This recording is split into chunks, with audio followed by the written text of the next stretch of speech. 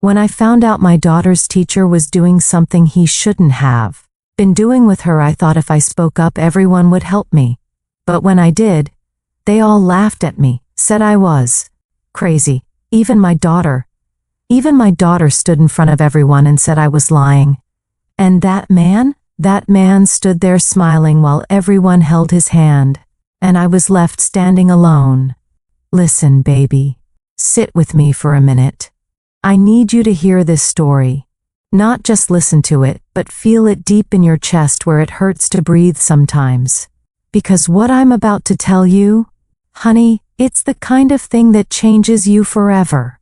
The kind of thing that makes you question everything you thought you knew about people, about trust, about your own child. And I need you to stay with me till the end, okay? Because this story, it doesn't go where you think it's going. It starts simple. It starts like every other school year. My daughter's name is Maya. She was 14 when this happened. 14 years old, baby. Still had that sweetness in her eyes, you know? Still believed the world was mostly good. Still trusted people who smiled at her. She wasn't a troublemaker, never gave me problems. Good grades, polite, respectful. The kind of child that made you proud just to say her name out loud. And she loved school. Always did. But that year, the year she started 9th grade, something changed. At first, I thought it was just her growing up. You know how kids get when they hit those teenage years? They start pulling away from you, needing their space, wanting their privacy. I understood that. I gave her room. But then, it got different. She started talking about her English teacher, Mr. Brennan. Now, let me tell you about Mr. Brennan, honey, because this is important. He was young, maybe early 30s. Handsome, in that clean-cut, all-American way. Tall, charming, always dressed nice. The kind of teacher that parents loved because he seemed so invested in the kids. He ran the after-school drama club. He organized field trips. He stayed late to help students with their essays. Everyone thought he was a saint. And Maya? Oh, baby. Maya adored him. She'd come home every day talking about what Mr. Brennan said in class, what book Mr. Brennan recommended, how Mr. Brennan told her she had real talent as a writer. At first, I was happy. I thought, good. She's got a teacher who believes in her. But then, it started feeling like too much. She'd mention him in every conversation. She started dressing differently, not like herself, more grown up. She'd spend an hour getting ready for school when she used to just throw on jeans and a hoodie, and she started staying after school. A lot. I'm helping Mr. Brennan with the drama club, she'd say. I'm working on my essay in his classroom, she'd tell me. He said I could use his computer because ours is slow, she'd explain. And every time she'd have that look in her eyes, that dreamy, faraway look. I didn't like it, but I told myself I was being paranoid, overprotective. She was just a kid who looked up to her teacher. That was normal, right? Right? Now, baby, let me pause here for a second. Because this is where I need you to understand something. When you're a mother, especially a black mother, you spend your whole life walking this tightrope. You're either too much or not enough, too protective or too neglectful, too suspicious or too naive. And when it comes to white men in positions of power, honey, you learn real quick that speaking up can cost you everything. So when those little alarm bells started going off in my head, I tried to silence them. I tried to tell myself I was imagining things. Because who was I to accuse a beloved teacher of something so horrible? Who would believe me? But then one night, everything changed. It was around 10 o'clock. I went to tell Maya it was time for bed, and I saw the light from her phone glowing under her door. I knocked. No answer. I knocked again. Maya, baby. It's late. Just a minute, Mom. Her voice sounded strange. High-pitched. nervous. I opened the door. She was sitting on her bed, phone clutched to her chest, face flushed red. "Who are you texting this late?" I asked. "Nobody. Just a friend. Maya." "Mom, please. I'll go to bed in a minute, I promise."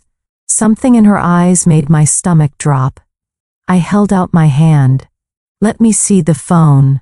"Mom, no." Maya now. The look she gave me. Honey, it was like I'd slapped her. Pure betrayal. But she handed it over, and when I looked at the screen, baby, I felt my whole world tilt sideways. It was a text from Mr. Brennan. "You looked beautiful today. I couldn't stop thinking about our conversation. You're so mature for your age. I feel like I can talk to you about things I can't talk to anyone else about." My hands started shaking. I scrolled up. Message after message after message. Dozens of them. Hundreds of them. Going back months. "I miss you when you're not in class. You understand me in a way no one else does. Our connection is special. Don't tell anyone about it. They wouldn't understand." And Maya's responses, "Oh God, I miss you too. I think about you all the time. I wish I could stay after school every day." I felt like I was drowning. "Maya," I whispered. "Baby, what is this?" She snatched the phone back from me. "It's nothing, Mom. You don't understand." "Don't understand?" "Maya, this man is your teacher. He's not like that." Her voice cracked. "He cares about me. He sees me for who I really am." "Baby, no, this isn't right. This isn't. You're ruining everything." She was crying now, angry tears streaming down her face. "I knew you wouldn't get it. I knew you'd make it into something it's not. Maya, listen to me. Get out of my room." She slammed the door in my face. And I stood there in the hallway, phone screenshots burned into my brain, trying not to throw up. Honey, let me tell you something. There are moments in your life that split everything into before and after. That was mine. Before, I was a mother who thought she knew her child. After, I was a mother who realized she'd been blind. I didn't sleep that night. I sat in my kitchen with a cup of coffee that went cold, reading those messages over and over again. And the more I read, the clearer it became. This wasn't a kid with a crush on her teacher. This was a grown man manipulating a child. Every message was calculated. Every compliment was designed to make her feel special, chosen, different from everyone else. He isolated her, made her feel like their connection was something rare and precious that other people wouldn't understand. He groomed her. That's the word, baby. Groomed. And I'd missed it. The next morning, I didn't say anything to Maya. I let her go to school like normal. But as soon as she left, I got in my car and drove straight to the school. I asked to speak to the principal. Her name was Mrs. Fletcher. White woman, maybe 50, always wore pantsuits and pearls. She smiled at me when I walked into her office. "Mrs. Thompson, what brings you in today?" I sat down. My hands were shaking, but I kept my voice steady. "I need to report something. About Mr. Brennan." Her smile faltered just a little. "Oh? Is there a problem?" "He's been texting my daughter, inappropriate messages, late at night, for months." The room went very quiet. Mrs. Fletcher folded her hands on her desk. "That's a serious accusation.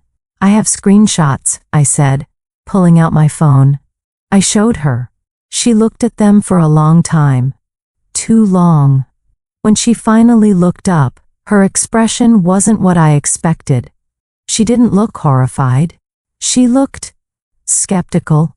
"Mrs. Thompson," she said slowly, "I understand you're concerned, but Mr. Brennan is one of our most dedicated teachers. He often communicates with students outside of school hours to provide extra support. Support? My voice rose. Did you read what he wrote? He's telling my 14-year-old daughter she's beautiful, that he misses her, that their connection is special. I'm sure there's a reasonable explanation. A reasonable explanation? I stood up. Ma'am, this man is grooming my child. Mrs. Fletcher's face hardened. That's a very serious accusation, Mrs. Thompson. One that could destroy a man's career. Are you absolutely certain you're not misinterpreting things? The way she said it. Misinterpreting. Like I was the problem. Like I was some hysterical mother seeing danger where there was none. I'm not misinterpreting anything, I said coldly. I'm reporting predatory behavior, and I expect you to do something about it. She sighed. I'll look into it. But in the meantime, I'd advise you not to spread rumors. Mr. Brennan has an excellent reputation, and false accusations can be very damaging. False accusations. I left that office shaking with rage. Baby, you know what happened next? Nothing. Absolutely nothing. Days went by. Maya kept going to school. Mr. Brennan kept teaching. And I kept waiting for someone to do something. Finally, I called Mrs. Fletcher. We've spoken to Mr. Brennan, she said. He explained that he was simply offering mentorship to a promising student. He's agreed to be more mindful of his communication going forward. Mindful? I couldn't believe what I was hearing. You saw those messages. Mrs. Thompson, I understand you're upset. But there's no evidence of anything inappropriate. Mr. Brennan has been nothing but professional. Then why was he texting my daughter at 10 o'clock at night telling her she's beautiful? He says he was complimenting her essay. That you're taking things out of context. Out of context? I hung up. Listen, honey. I need you to understand how alone I felt in that moment. Because it wasn't just the school. It was everyone. I told my sister what was happening.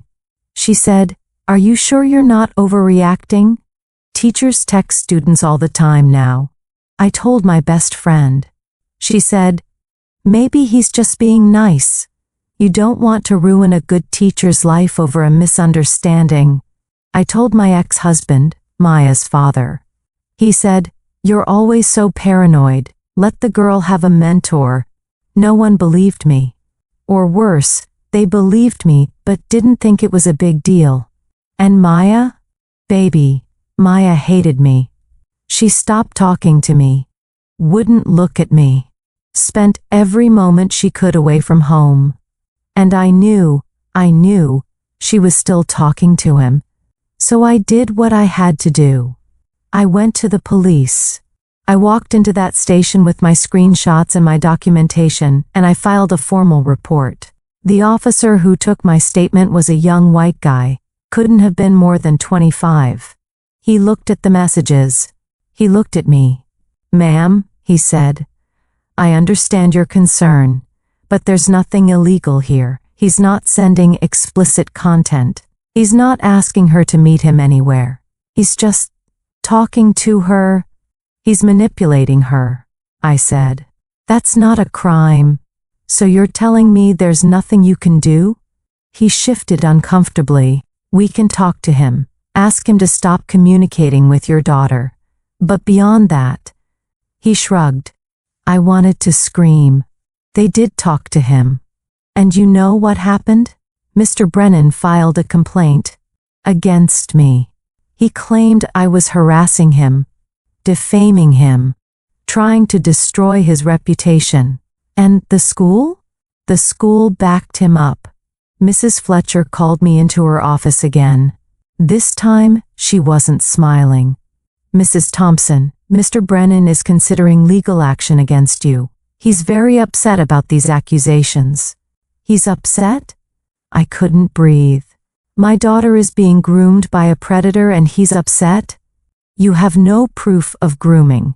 What you have are friendly messages between a teacher and a student. Messages that you've blown completely out of proportion. Blown out of proportion. And now, she continued, other parents are hearing about this. They're concerned. Some have requested that Maya be removed from school activities because they don't want their children associated with this situation. My blood ran cold. You're blaming my daughter? I'm not blaming anyone. I'm simply saying that your accusations have consequences. For everyone, baby, let me pause here again. Because I need you to feel what I felt in that moment. I was being punished for protecting my child. I was being isolated, labeled, made to feel crazy. And the man who was hurting my daughter? He was being celebrated. Parents started a petition supporting him, saying he was a wonderful teacher who was being unfairly targeted. The local newspaper ran a story. Beloved teacher faces false accusations. And Maya? Oh, honey. Maya testified against me. It happened at a school board meeting. I demanded they investigate Mr. Brennan properly, do a real review of his conduct. So they held a hearing, and they called Maya to speak. I'll never forget the way she looked at me when she walked into that room. Like I was the enemy. Like I was the monster. She sat down at the microphone, and she spoke clearly and calmly. My mother is lying, she said. Mr. Brennan has never done anything inappropriate. He's a good teacher who cares about his students. My mom is she's jealous that I have someone who understands me. She's trying to ruin his life because she can't control me anymore.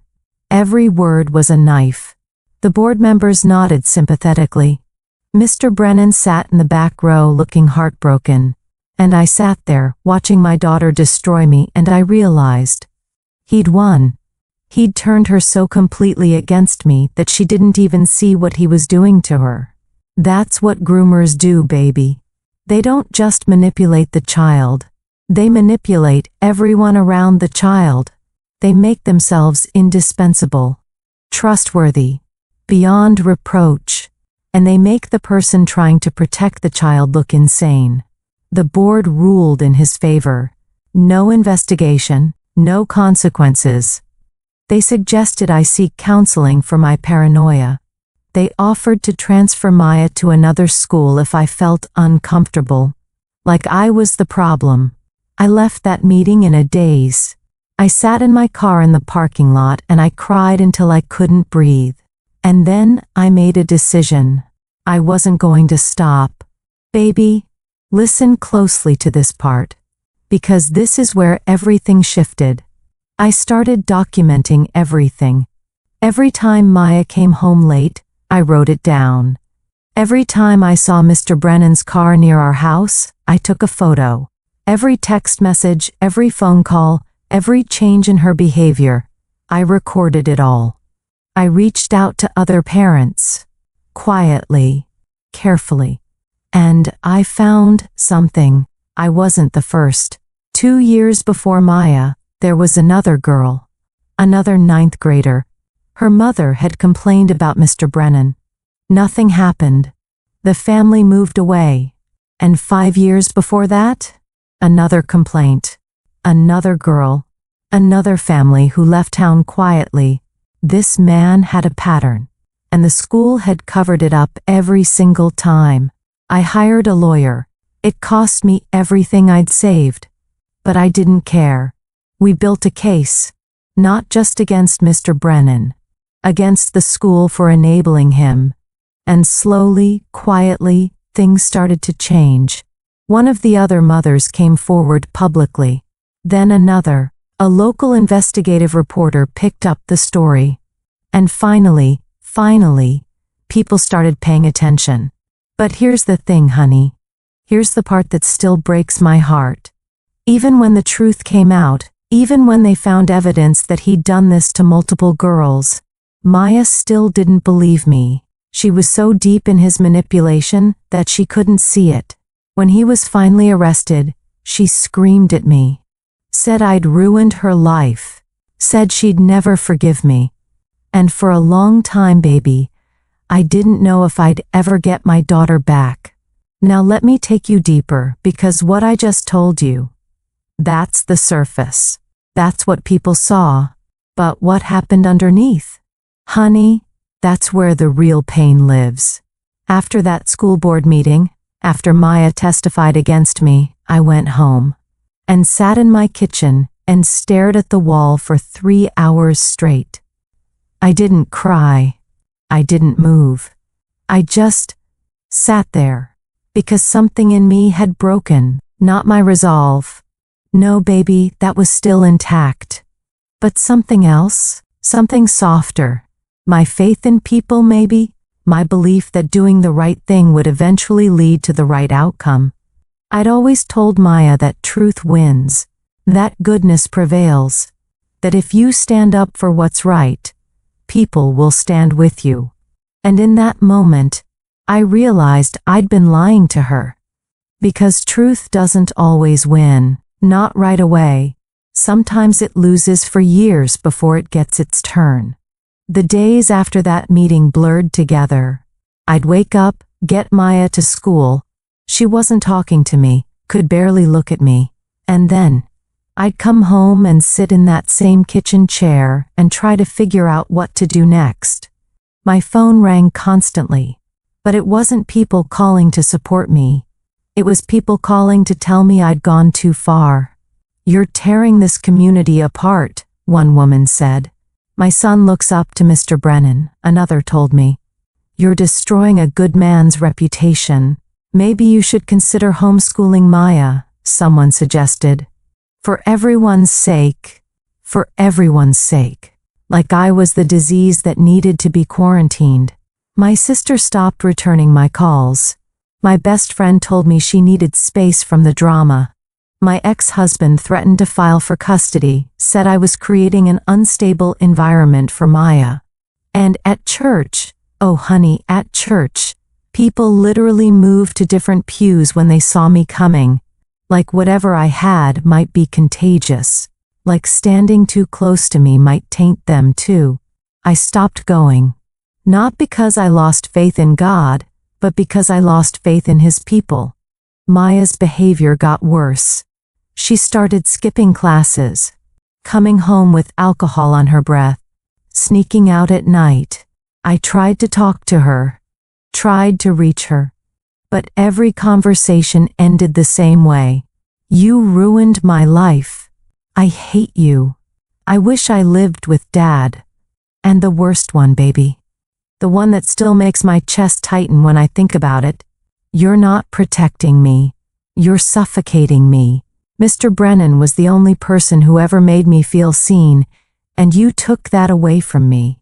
She didn't understand. Couldn't understand. That feeling of being seen, that special attention, that's exactly what he'd designed. That's the trap. He made her feel chosen, special, mature beyond her years.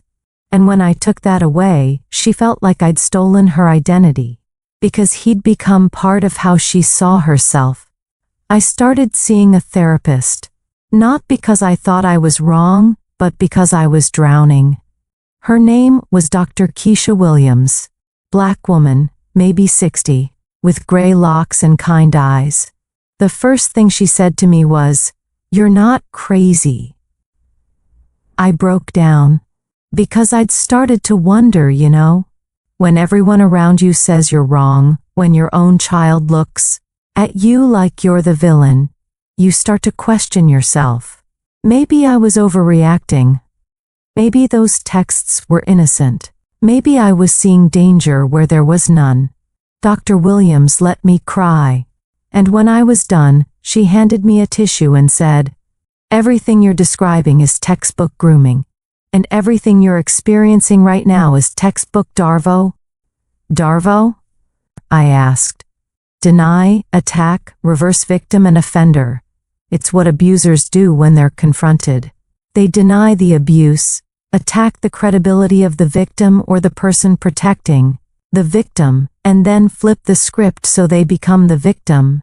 She pulled out a book and showed me studies, case files, patterns. Everything she described matched what was happening to me. The reason no one believes you, she said, is because he's good at this. This isn't his first time. Predators like him spend years building credibility, building relationships, building a shield of respectability that makes them nearly untouchable. So what do? I asked. You keep documenting, you keep fighting, and you accept that this is going to hurt for a long time before it gets better. So that's what I did. I started keeping a journal. Every single day. Date, time, behavior, observations. I installed monitoring software on Maya's phone. Yes, I know, invasion of privacy. But baby, I was trying to save her life. And what I found made my blood run cold. He was still contacting her. Not through text anymore. He'd gotten smarter. Through a burner app, through a fake Instagram account, through other students who'd pass messages between them. He was teaching her how to hide, how to lie, how to cover their tracks. And the messages? Honey, they were getting worse, more intimate, more possessive. I can't wait until you're 18. Then no one can tell us what to do. Your mom doesn't understand you like I do. She wants to keep you a child. I see you as the woman you're becoming. Don't let her poison your mind against me. What we have is real. I took screenshots of everything. I added them to my growing file. And I kept reaching out to anyone who would listen. That's when I found Sarah. Sarah Mitchell. White woman, maybe 40, living 3 states away. She reached out to me through a support group for parents of abused children. I saw your story, she wrote. Something similar happened to my daughter, with the same teacher. 7 years ago. My heart stopped. We moved away, she continued. The school convinced us it was a misunderstanding. Said Mr. Brennan was just being friendly. Said my daughter misinterpreted his kindness. What happened to your daughter? I asked. There was a long pause. She tried to kill herself when she was 16. She's okay now. But it took years of therapy for her to understand that what he did to her wasn't love. It was abuse. I asked if she'd be willing to talk to my lawyer. She said yes. And that's when things started to crack open. My lawyer's name was Janet Torres. Puerto Rican woman, late 40s, absolutely fierce. She didn't sugarcoat anything. This is going to be ugly, she told me. They're going to dig into your life, your finances, your relationships, your mental health history. They're going to try to paint you as an unstable, vindictive woman with a grudge. Let them, I said. She smiled. Good. Because we're going to do the same to him. We filed a civil lawsuit, not just against Mr. Brennan, but against the school district for negligence, for failing to protect students, for covering up previous complaints, for enabling a predator, and we demanded they turn over all personnel files related to Mr. Brennan. They fought it, of course, claimed privacy, claimed confidentiality, but Janet was relentless. She filed motion after motion. She brought in Sarah and her daughter. She contacted every family who'd ever filed a complaint. And slowly, a picture emerged. Mr. Brennan had been doing this for over a decade. At 3 different schools. At least 8 girls that we could confirm. Maybe more who never came forward. Each time, the pattern was the same. Target a vulnerable girl. Usually someone going through a rough time at home. Someone hungry for attention, for validation. Befriend her. Compliment her. Make her feel special. Slowly escalate. Texts. Private conversations. Mentorship. Isolate her from her family and friends. Make her dependent on him. And then, when someone finally noticed and complained, he'd play the victim. The misunderstood teacher. The good man being destroyed by false accusations. The school would believe him. The community would rally around him, and the family would either give up or move away. He'd lie low for a while, then start again. But this time, we had evidence. We had multiple victims, multiple complaints, multiple families willing to go public. We had text messages, emails, witnesses, and we had something else. One of his former students had kept a recording, a conversation where he explicitly told her not to tell anyone about their relationship, where he coached her on what to say if anyone asked questions, where he said, and I quote, "They won't believe you anyway. I'm a respected teacher. You're just a kid. Who do you think they'll side with?" When Janet played that recording in court, baby, I watched his face. Watched that charming smile slip. Watched him realize he couldn't talk his way out of this one. The trial lasted 3 months. Every day, I sat in that courtroom. Every day, Maya refused to come. She was still living with her father by then, still refusing to see me, still convinced I'd destroyed her life. Sarah's daughter testified. Brave girl, now 23, shaking as she told her story. 2 other young women came forward during the trial. Women who'd graduated years ago and had never told anyone what he'd done to them. One of them said something that stayed with me. "I didn't tell because I loved him. That's what I thought it was, love. It took me 10 years to understand that adults don't love children that way. That what he did to me was rape, even though he never physically touched me. He raped my mind, my sense of self, my ability to trust." The jury was crying. I was crying. Mr. Brennan sat stone-faced at the defense table. He was found guilty on multiple counts. Corruption of a minor, unlawful contact with a minor, endangering the welfare of children. The school district settled our lawsuit for $2.3 million. Mrs. Fletcher and 2 other administrators were fired. New policies were put in place. Mandatory reporting training. Stricter communication guidelines between teachers and students. And Mr. Brennan was sentenced to 15 years in prison. I sat in that courtroom and watched them take him away in handcuffs. And I felt nothing. Not triumph. Not relief. Just exhaustion. Because the fight was over, but the damage was done. Maya didn't speak to me for a year after the trial. A whole year, baby. 365 days of silence. I sent her letters. She didn't open them. I sent her birthday gifts. She returned them. I called. She blocked my number. Her father told me to give her space. "She'll come around eventually," he said. But I didn't know if she would. Because even though the truth had come out, even though everyone knew what Mr. Brennan had done, Maya still couldn't accept it. Accepting it meant accepting that she'd been manipulated. That what she thought was love was actually abuse. That she'd testified against her own mother to protect a predator. That's shame, honey. That's a heavy thing to carry. Dr. Williams told me that healing isn't linear. She has to grieve, she said. She has to grieve the person she thought he was, the relationship she thought they had, the version of herself that believed it was real. "How long does that take?" I asked. "As long as it takes." So I waited. I kept living my life, kept going to therapy, kept working.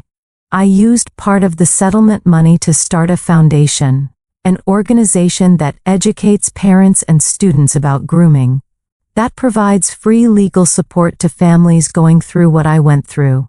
I called it Maya's Voice, because even though she wasn't speaking to me, I wanted her to know I never stopped fighting for her. The call came on a random Tuesday night. I was washing dishes, half watching some show on TV, when my phone rang. Unknown number. I almost didn't answer. But something made me pick up. "Hello?" Silence. Then, "Mom?" Her voice. Oh God, her voice. I dropped the plate I was holding. It shattered on the floor. Maya? Yeah. It's me. I couldn't breathe. Baby, don't. Just don't. Not yet. She was crying. I could hear it in her voice. I need to say something, okay? I was crying too now. I'm listening. Another long pause. I'm sorry, she whispered. Mom, I'm so sorry. For everything. For not believing you. For what I said at that meeting. For all of it. I slid down to the floor, my back against the kitchen cabinet, tears streaming down my face. You don't have to apologize, baby. Yes, I do. Her voice broke. I said horrible things to you.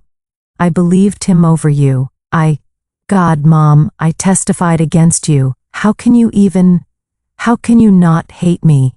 Maya, listen to me. I took a shaky breath. I could never hate you, never. What he did to you, what he did to your mind, that wasn't your fault. You were a child. He was a predator. And I would fight that same fight 1,000 times over if it meant keeping you safe. She sobbed. Full body shaking sobs that I could hear through the phone. I didn't understand, she said when she could finally speak. I didn't get it. I thought what we had was special, that he saw me differently than everyone else. And when you tried to take that away, I thought you were the one hurting me. I know, baby. But in therapy, I've been in therapy, Mom, for 6 months now. I'm starting to see it. What he did, how he made me feel like I needed him, like I was nothing without his attention. And I feel so stupid. You're not stupid. You were manipulated by someone who knew exactly what he was doing. I should have known better. Maya, no. You were 14. You trusted an adult who was supposed to protect you. That's not your fault, that's his. She cried harder. And I cried with her. We stayed on the phone for 3 hours that night. She told me everything. Things I didn't know. Things that made my stomach turn. How he'd started giving her special attention in class. How he'd slowly isolated her from her friends. How he'd made her feel like she was more mature than other kids her age. How he'd told her their connection was something rare and beautiful that other people wouldn't understand. How he'd coached her on what to say to me, to the school, to anyone who questioned their relationship. How he'd convinced her that I was the enemy, that I was trying to control her, that he was the only one who truly understood her. And how, after he was arrested, after the trial, she'd defended him for months because she couldn't accept the truth. Until one day, in therapy, something clicked. My therapist asked me to imagine my future daughter in the same situation, Maya said. She asked me, if your 14-year-old daughter was getting messages like that from her 30-year-old teacher, what would you think? She paused. And for the first time, I saw it, really saw it. Because the idea of someone doing that to my child, Mom, it made me sick. And that's when I realized, if I wouldn't want it for my daughter, why did I think it was okay for me? Oh, baby, I whispered. You tried to protect me, she said. And I punished you for it. How do I even begin to make that right? You don't have to make anything right. You're here now. You're talking to me now. That's all I need. Can I come see you? My heart stopped. Yes, I said. Yes, baby, any time, always. She came home the next weekend. I opened the door and there she was. Taller than I remembered. Older. Sadness in her eyes that hadn't been there before. But still my daughter. Still my Maya. We stood there for a moment, just looking at each other, and then she stepped forward and collapsed into my arms. We held each other and cried. For the years we'd lost. For the innocence he'd stolen. for the pain we'd both endured. We sat on the couch and talked until the sun came up. She told me about college, about her therapy, about the nightmares she still had sometimes, about the shame she carried.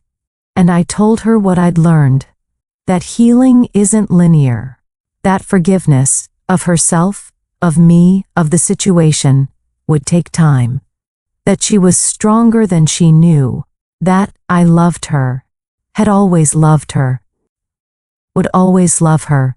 It's been 2 years since that phone call, baby. Maya's 20 now.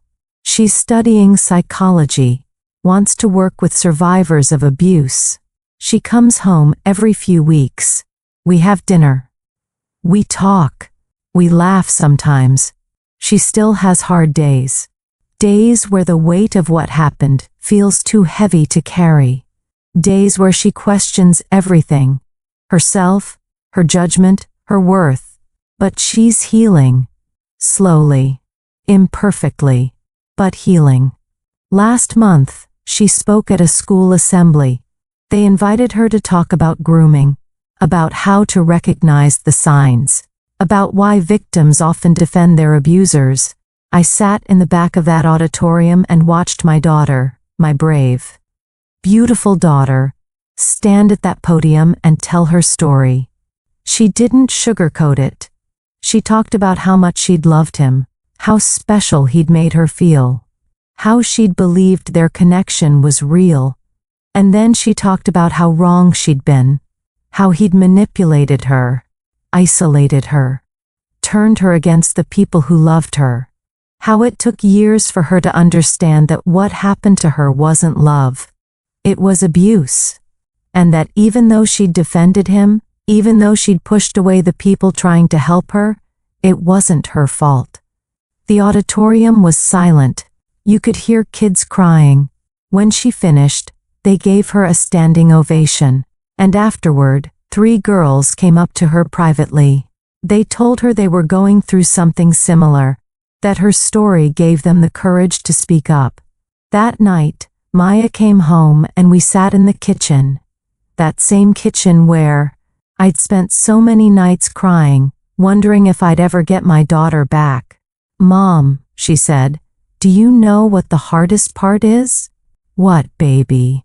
"Forgiving myself, for not seeing it, for hurting you, for wasting so much time defending him." I reached across the table and took her hand. "Maya, listen to me. You were a child who was manipulated by a predator.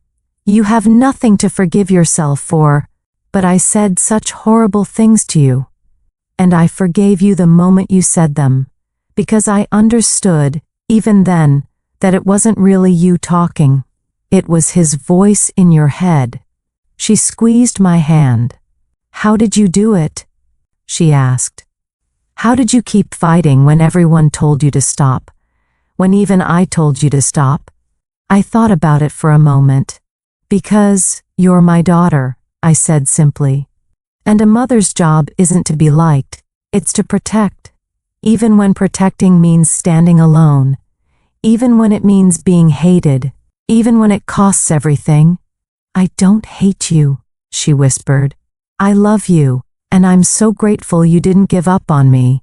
Baby, I'm telling you this story for a reason. Because somewhere out there, there's another mother going through what I went through. She's being called crazy, paranoid, overprotective. Her child is defending the person who's hurting them. Her community is turning against her, and she's wondering if she's wrong, if she should just let it go, if fighting is worth the cost.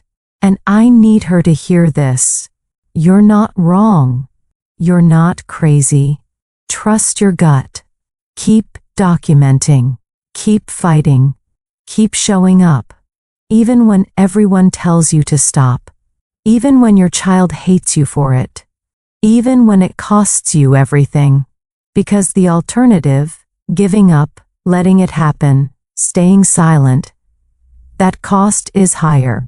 That cost is your child's innocence, their sense of self, their ability to trust.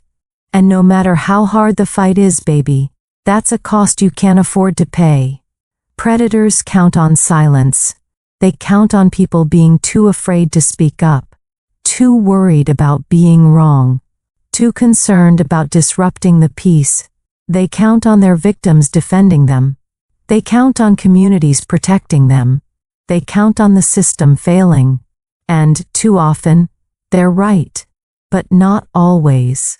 Not when there's a mother who refuses to be silenced. Not when there is a survivor brave enough to tell their story. Not when people finally start listening. Mr. Brennan is in prison now. He'll be there for a long time. But the damage he did? That's still here. In Maya. In the other girls. In their families. That damage doesn't just disappear when the predator goes away. It lingers. It shapes how they see themselves, how they trust others, how they move through the world. But here's the thing. That damage doesn't define them. Maya is not just a victim. She's a survivor. She's a warrior. She's a young woman who's taking the worst thing that ever happened to her and turning it into something powerful. Something that might save another child. And that baby, that's redemption. Not for him. For her. So if you're listening to this and you're going through something similar, whether you're the parent or the child, please hear me. You are not alone. What happened to you is not your fault. And there is healing on the other side of this. It won't be quick. It won't be easy. It won't be linear. But it's there, and you deserve it. To the parents, trust yourself. Protect your children. Stand firm even when the world tells you you're wrong. To the survivors, it wasn't your fault. You deserved better. And healing is possible. To the communities, listen. Believe. Protect children over reputations. To the predators, your time is running out. We see you. We know your patterns. And we're not staying silent anymore. Maya and I are okay now. Not perfect. Not healed completely, but okay. We're building something new. Something stronger than what we had before. A relationship built on truth, on forgiveness, on unconditional love. And every day, I'm grateful. Not for what happened. I wouldn't wish that on anyone. But for the fact that we survived it. That we found our way back to each other. That we're still here, still fighting, still standing. Together.